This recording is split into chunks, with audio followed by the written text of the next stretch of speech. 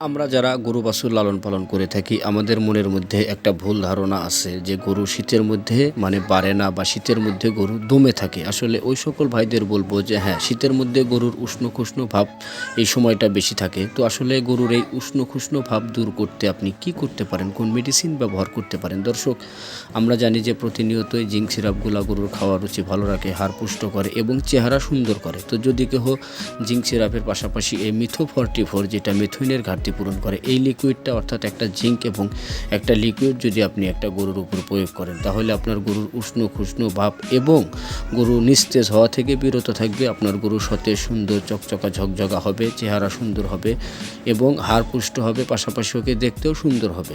তো যদি আপনারা কেউ আমাদের কাছে থেকে নিতে চান তাহলে একটা জিসবেট, একটা মিথো 44 ডেলিভারি চার্জ সহ 700 টাকা দিয়ে নিতে পারবেন একটা গরুর জন্য। তাই এই শীতের মধ্যে বসে না থেকে গরুর যেটা দরকারি মেডিসিন ওটা ব্যবহার করবেন। মেডিসিন নিতে যোগাযোগ করবেন। ধন্যবাদ।